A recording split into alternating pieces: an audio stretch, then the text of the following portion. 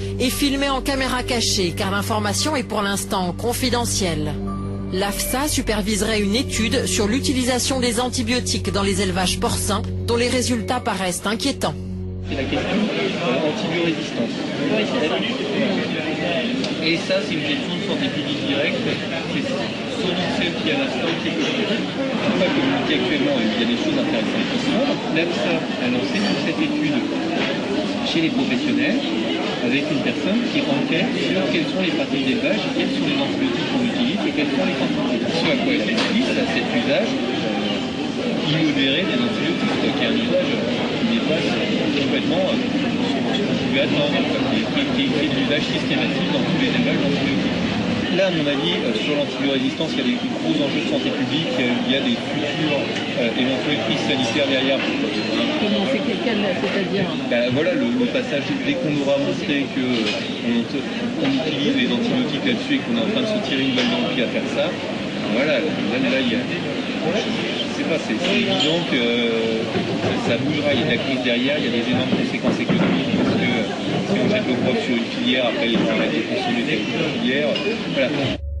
L'AFSA, l'agence chargée de la sécurité sanitaire de notre assiette, garderait-elle confidentielles des informations essentielles pour les consommateurs de viande?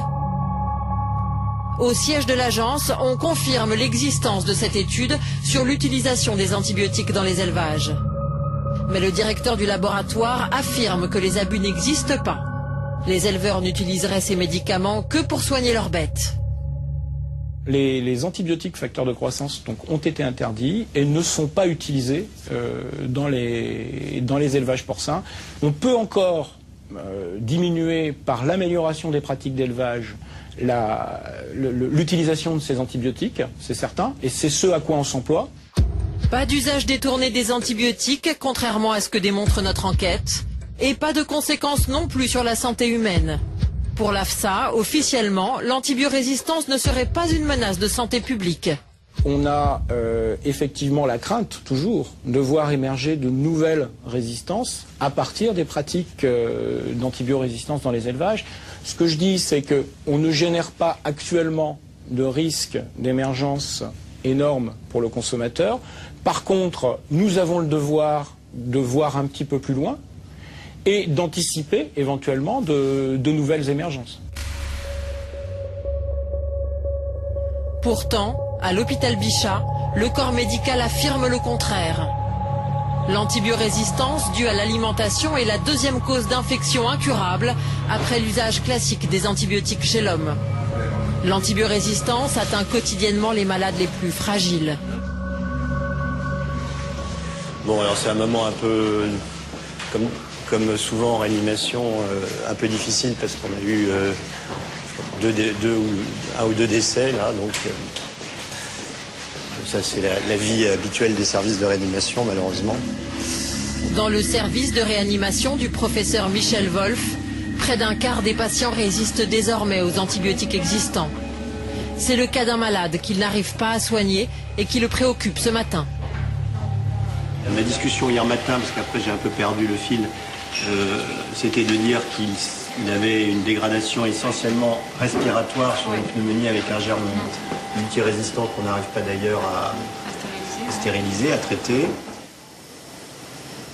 Il faut essayer parce qu'il était... Moi je crois qu'il faut continuer à essayer de se battre, hein, parce que ce malade il n'était pas si mal il y a quelques jours quand même. Il ne faut pas baisser les bras comme ça.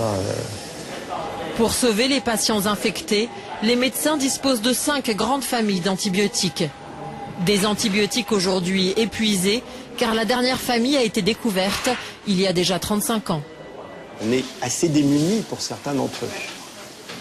Vous voyez, ce qui nous était jusqu'à il y a 5 à 10 ans, on avait exceptionnellement ce type de problème. Maintenant, il y a régulièrement, toutes les semaines, on peut dire, des patients avec des bactéries très, très résistantes.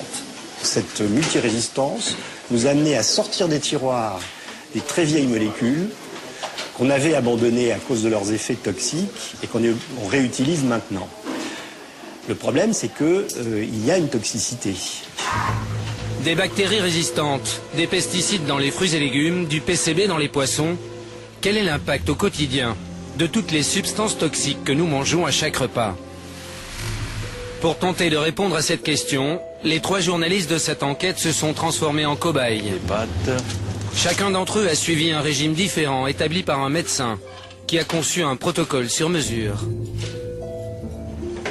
Pendant 12 jours, Jean-Pierre va remplir son assiette de produits issus seulement de l'industrie agroalimentaire.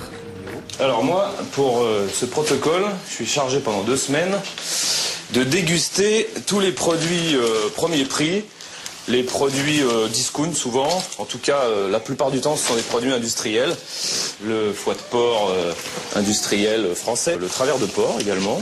On aura bien sûr le blanc de poulet discount, petite tranche de saumon atlantique fumé, pas cher, saumon fumé de Norvège, pareil, premier prix, très espagnol, un melon marocain, une salade espagnole et des poivrons espagnols également. C'est la Coupe du Monde, donc 2 poires venues d'Afrique du Sud, une pomme chilienne.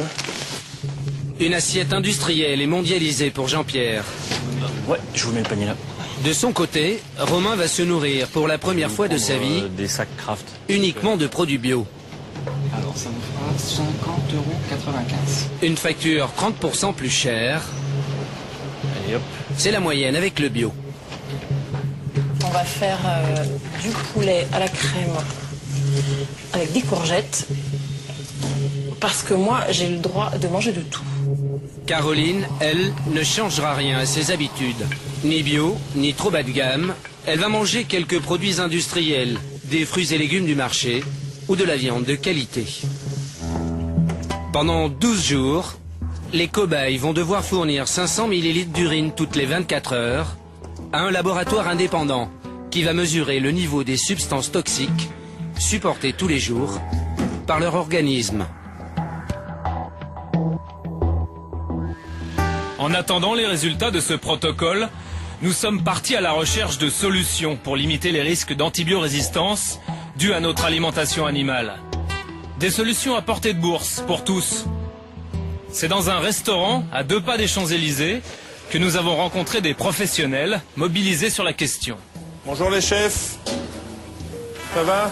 Christian Valette est restaurateur. Il est aussi éleveur de bovins dans le Massif central. C'est impeccable ça, c'est une belle couleur. Il ne sert à ses clients que la viande issue de sa production, car ces bêtes sont élevées en plein air et prennent rarement des antibiotiques. Côte de bœuf, vous êtes en place?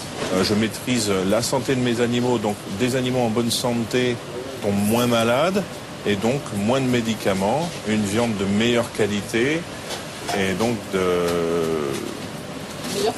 meilleure pour la santé humaine, oui, on peut le dire. Moi, je dis qu'on peut faire bon, on peut faire sain, on peut faire équilibré et le client appréciera. Et on peut faire à un prix aussi accessible à tout le monde, à tous les consommateurs? Un prix peut-être un peu plus élevé, mais tout à fait accessible. Combien de pourcents plus élevé à votre avis? Entre 2 et 5%. Aujourd'hui, Christian Valette reçoit des chercheurs, des journalistes, mais aussi des politiques, comme le député socialiste Gérard Bapt, un médecin qui découvre enfin le problème de l'antibiorésistance. Moi, j'ai été stupéfait lorsque j'ai pris connaissance des chiffres que l'on m'a fournis. Il y a autant d'antibiotiques aujourd'hui prescrits en santé animale qu'en santé humaine. Est-ce qu'il faudrait légiférer? Que faudrait-il faire? Écoutez, on en est tout à fait au début d'une campagne. Il y a bientôt une loi de programmation, modernisation agricole. Ce sera peut-être l'occasion de soulever ce problème. Il y a aussi une loi de santé publique qui se profile à l'horizon. Il y aura des opportunités effectivement législatives. Antoine Andremont, le chef du laboratoire de bactériologie de l'hôpital Bichat, a lui aussi accepté l'invitation à ce déjeuner débat. Les antibiotiques, c'est d'abord pour soigner les humains malades. Il y a beaucoup de gens qui essayent de faire la part entre les antibiotiques humains, les antibiotiques animaux. La réalité est qu'il n'y en a pas. Et qu'on ne trouvera jamais facilement moyen de dire, bah tiens, tel antibiotique, on va l'autoriser chez les animaux, parce que c'est les mêmes chez les hommes et chez les animaux, vous voyez. Pour moi, c'est secondaire par rapport à l'utilisation primordiale des antibiotiques qui est soigner les humains infectés par des bactéries. Peut-on soigner les animaux sans mettre l'homme en danger? Dans cette assemblée attentive, un laboratoire de phytothérapie a peut-être trouvé une solution. Il y a 10 ans, leurs responsables ont inventé des traitements préventifs à base de plantes uniquement. C'est tout simplement un mélange de plantes et nous les introduisons dans l'aliment du bétail. Vous avez encore du mal à convaincre? On se bat tous les jours contre les idées reçues, c'est-à-dire que la première idée c'est que les plantes sont aussi actives que des tisanes, c'est-à-dire gentillettes, alors qu'on peut faire des choses effectivement très gentillettes mais aussi raisonnées. L'autre cliché c'est que c'est plus cher. On a quand même des clients dans plus de 25 pays. Donc, et en France oui. Et en France, est-ce que la France fait partie d'un de vos principaux clients ou pas? Bien sûr, on fait 50% de notre activité. Donc, dans quel type d'élevage? Volaille et ruminants essentiellement. Et porc depuis on va dire depuis 2 ans également en porc. Les plantes traiteront-elles un jour nos animaux d'élevage? Peut-on préserver les humains en débarrassant notre alimentation de ces substances toxiques? Au bout de 6 jours, à mi-parcours du test de santé réalisé sur nos enquêteurs, le responsable du protocole a déjà trouvé des traces d'agents chimiques, comme les conservateurs. Les doses évoluent en sens contraire, chez Jean-Pierre et Romain. On peut dire qu'en 6 jours, Jean-Pierre a multiplié par 3 le fameux acide hippurique qui est le témoin de ces conservateurs. Donc en 6 jours, il a éliminé 3 fois plus de ce métabolite, ce qui prouve bien qu'il en a consommé 3 fois plus. Mais pour Romain, qui mange bio, la tendance s'inverse. Romain mange bio, on a vu diminuer quoi? Son urée, il mange moins gras, parce qu'en effet, il va rechercher des produits bio, et en les recherchant, ça lui fait faire une réflexion sur sa propre alimentation. Et la deuxième chose, s'il mange bio, il n'y a pas de conservateur, et donc on voit, si je m'abuse, oui c'est ça, que son taux d'acide hippurique a été divisé par 2. Pour Caroline, qui n'a pas changé ses habitudes, rien à signaler. En 6 jours seulement, un changement d'alimentation a donc une influence directe sur notre santé. Certains l'ont compris et se battent pour modifier nos habitudes alimentaires. Pourquoi manger trop de viande alors qu'elle est parfois nocive? Au printemps, ce message radical porté par 2 associations a été entendu pour la première fois à l'Assemblée nationale. Ce jour-là, une poignée de people se sont même déplacés sous les heures de la République, comme le dessinateur Cabu, ou le très médiatique défenseur de la planète, Yann Arthus Bertrand. Tout ce beau monde va pouvoir déguster un buffet végétarien organisé par Brigitte Gauthier. Des amuse-gueules, sans 1 gramme de viande, pour dénoncer la surconsommation de protéines animales et la production en série d'animaux industriels. Pour changer de régime, l'association L214 et le collectif Viande Info proposent parfois sur le cadavre d'une voisine. Chez l'animal industriel, l'enfer, c'est les autres. Promiscuité, santé fragile, antibiotiques automatiques. Poule, porc ou poulet, nos viandes grossissent dans le noir pour engraisser plus vite. En France, les élevages intensifs de lapins détiennent le record absolu de la consommation de médicaments. Pourtant, 1 lapin sur 4 meurt avant l'abattoir. L'enfermement et la mort dès la naissance. Le reste finit dans nos assiettes.